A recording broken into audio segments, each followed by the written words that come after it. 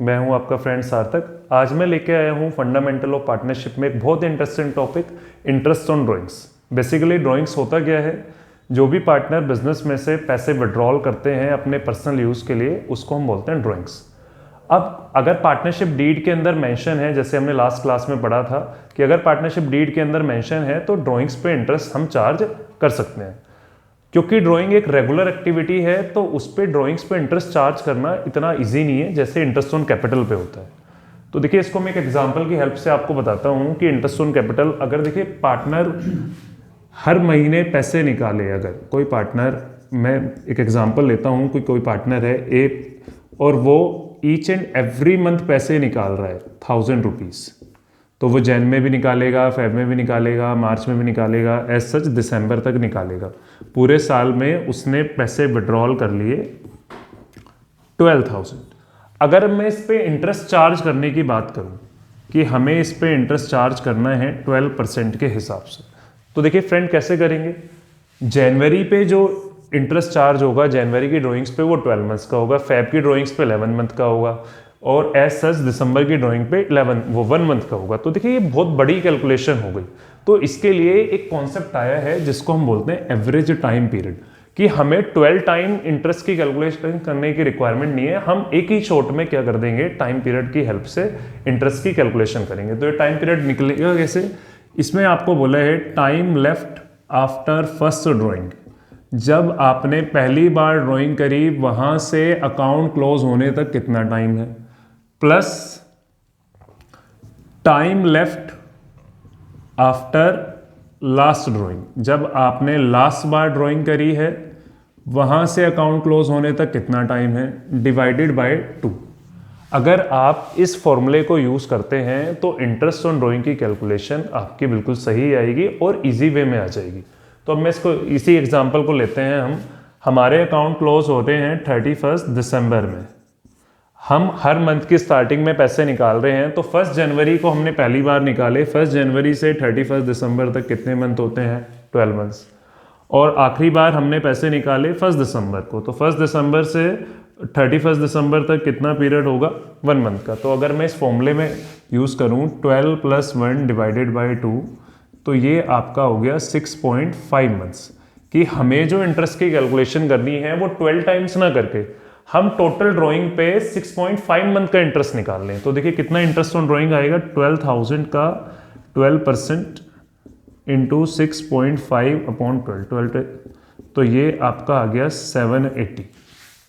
तो एक बार दोबारा से रिपीट कर रहा हूँ कि हम एक फॉर्मूले के बारे में पढ़ रहे हैं इंटरेस्ट ऑन ड्राइंग में, कि time left after first drawing plus time left after last divided by 2। जब हमने पहली बार पैसे निकाले वहां से अकाउंट क्लोज होने तक कितना टाइम पीरियड है, और जब आखिरी बार निकाले वहां से अकाउंट क्लोज होने तक कितना टाइम पीरियड है, उसके बिहाफ पे हम एवरेज टाइम पीरियड कैलकुलेट करते हैं और उसी के हिसाब से हम कैलकुलेशन करते हैं। मगर इसको लगाने के लिए आपको 2 कंडीशन को सेटिस्फाई करना है। एक तो जो आपका अमाउंट ऑफ ड्रॉइंग है वो सेम होना चाहिए। ऐसा नहीं होना चाहिए कि पार्टनर ने इस महीने जनवरी में 1000 निकाल लिए, फेब में उसने 2000 निकाल लिए, मार्च में 5000 निकाल लिए, अप्रैल में 500 निकाले। तो हमेशा एक ही वैल्यू होनी चाहिए, 1000 है तो 1000 होना चाहिए, 5000 है 5000 होना चाहिए, 2000 होना चाहिए। दूसरा, रेगुलर टाइम पीरियड। ऐसा नहीं होना चाहिए पार्टनर ने जनवरी में निकाले, फेब में निकाले ही नहीं, फिर मार्च अप्रैल में निकाल लिए, मई में नहीं निकाले। मतलब एक टाइम पीरियड फिक्स होना चाहिए कि अगर वो हर मंथ निकाल रहा है तो हर महीने निकालने हैं, अगर बाई मंथली निकाल रहा है तो बाई मंथली निकालने हैं, क्वार्टरली निकाल रहा है तो क्वार्टरली निकालने हैं, हाफ ईयरली निकाल रहा है हाफ ईयरली निकालने हैं। तो 2 चीज़ें आपको इसमें एज्यूम करनी होती है कि ड्राइंग्स का जो वैल्यू है हमेशा सेम रहेगा, वहाँ पर लगेगा, और टाइम पीरियड आपका क्या रहेगा, कॉन्स्टेंट रहेगा यहाँ पे। तो होपफुली आपको समझ में आया होगा। अभी हम इसका एक नेक्स्ट तरीका समझते हैं एवरेज टाइम पीरियड निकालने का। तो आइए मेरे साथ नेक्स्ट तरीके समझते हैं कि हेल्प से हमें एवरेज टाइम पीरियड निकालना है। तो हम कैसे निकालेंगे, time left after last drawing plus time left after first drawing divided by 2। मगर ये थोड़ा सा टिपिकल है, तो इसके लिए मैं आपके लिए एक लेके आया हूँ टेबल, और मैं आपको प्रॉमिस करता हूँ कि ये टेबल किसी बुक में गिवन नहीं है, तो आप इसको जल्दी जल्दी समझिए और बहुत ईजी वे में हम टाइम पीरियड को कैसे कैलकुलेट करेंगे। तो देखिए, ड्राइंग्स जो हम करते हैं जनरली बिगिनिंग में करते हैं या मिडल में करते हैं या एंड में करते हैं। या क्वार्टरली टाइम फ्रेम पे करते हैं, हाफ ईयरली टाइम फ्रेम पे करते हैं, मंथली टाइम फ्रेम पे करते हैं, या ईयरली टाइम फ्रेम पे करते हैं। तो मैंने क्या करा है, हर टाइम फ्रेम पे, हर कंडीशन पे मैंने जो टाइम पीरियड लिया है वो ले लिया है 12/24। अब हम करेंगे क्या, हम चेक करेंगे कि हमने जो पैसे विड्रॉल करे हैं वो बिगिनिंग में करे हैं, मिडल में करें, एंड में करें। अगर देखिए बिगिनिंग में करे हैं तो न्यूमरेटर में 12 ऐड कर दीजिए, और अगर एंड में करे हैं तो 12 में से माइनस कर दीजिए। अगर मिडल में करे हैं तो ना प्लस करना है ना माइनस करना है। अब देखना है हमने कौन सा टाइम फ्रेम यूज करा है। अगर मंथली करा है तो 1 प्लस या 1 माइनस, आपने हाफ ईयरली वो क्वार्टरली करा है तो 3 प्लस या 3 माइनस, हाफ ईयरली करा है तो 6 प्लस या 6 माइनस, और अगर आपने ईयरली करा है तो 12 प्लस या 12 माइनस। तो सिंपल सी एक टेबल है टाइम पीरियड की, कि अगर आपने सबसे पहले देखना है कि मंथली निकाला है, क्वार्टरली निकाला है, हाफ ईयरली निकाला है, ईयरली निकाला है, क्या करा है। तो देखिए सबसे पहले टाइम पीरियड लेना है 12/24, फिर चेक करना है बिगिनिंग में करा है तो प्लस, एंड में करा है माइनस, और अगर मिडल में करा है तो ना प्लस करना है ना माइनस करना है।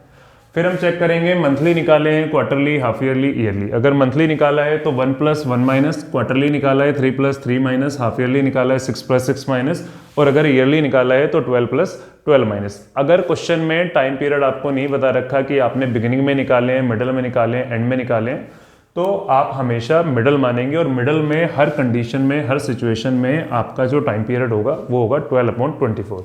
अब हम इसको एक बार दोबारा से मैं इसको प्रूफ करके दिखाता हूँ कि ये कॉन्सेप्ट बिल्कुल सही है। अभी हमने एक एग्जांपल पढ़ा था जहाँ पर मैंने आपको बताया था एक पर्सन ने 1000 रुपीज़ पर मंथ विड्रॉल करे हैं हर महीने की बिगिनिंग में। तो हम मान लेते हैं 1st ऑफ एवरी मंथ, और इंटरेस्ट ऑन ड्रॉइंग का रेट कितना था, 12% पर एनम के हिसाब से। तो देखिए टोटल ड्राइंग कितना हो गया इसका, 12,000। तो इंटरेस्ट ऑन ड्राइंग कितना हो गया, 12,000 का 12%। अब हम टाइम पीरियड ले लेते हैं 12/24। अब चेक कर रहे हैं बिगिनिंग में निकाल रहे हैं, मिडल में, एंड में। तो क्वेश्चन में गिवन है बिगिनिंग में निकाल रहे हैं तो प्लस, और मंथली टाइम फ्रेम है इसका, तो इसलिए हमने क्या कर दिया +1। तो 12,000 इंटू 12/100 इंटू 13/24। तो आप इसको निकालेंगे तो ये आपका आएगा 780। तो देखिए पहले भी 780 आ रहा था, अभी भी 780 आ रहा है। अब हम बात करते हैं कि 12/24 ही क्यों लेना है। तो देखिए अगर हम मैथ्स की बात करें तो अगर हमें मैथ्स में मंथ्स लिखने होते हैं, अगर 3 मंथ्स लिखने हैं तो 3/12 लिखते हैं हम, 6 मंथ लिखने होते हैं 6/12 लिखते हैं, 8 मंथ लिखना होता है 8/12 लिखते हैं। तो ऐसे ही मैंने क्या करा है, ईयर को 12/12 लिख दिया है, क्योंकि ईयर में 12 मंथ्स होते हैं तो 12/12 लिख दिया है। हमारा जो फॉर्मूला था उसमें 2 से डिवाइड करा गया था, इसलिए मैंने इसको क्या कर दिया है, 2 से डिवाइड कर दिया है। तो इस वजह से मैंने हमेशा 12/24 लिया है।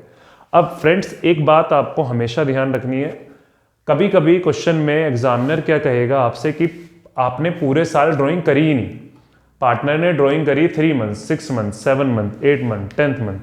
तो आपने करना क्या है, सारा कॉन्सेप्ट यही फॉलो करना है, ये जो न्यूमरेटर वाला 12 है इसको चेंज कर देना है। अगर क्वेश्चन में बोलता है कि आपने पैसे निकाले हैं 7 मंथ, तो 7/24 लिख देंगे। अगर क्वेश्चन में बोलता है आपने पैसे निकाले हैं 10 मंथ, तो 10/24 लिख देंगे। बाकी के सारे कॉन्सेप्ट आपका एज इट इज रहेगा। तो होपफुली आपको समझ में आया होगा मेरा कॉन्सेप्ट। अगर कोई डाउट है या कोई की क्वेरी है तो आप मुझे कमेंट कर सकते हैं, और अगर वीडियो अच्छी लगी है तो लाइक कर दीजिए, शेयर कर दीजिए, सब्सक्राइब कर दीजिए। मिलते हैं आपसे नेक्स्ट वीडियो में।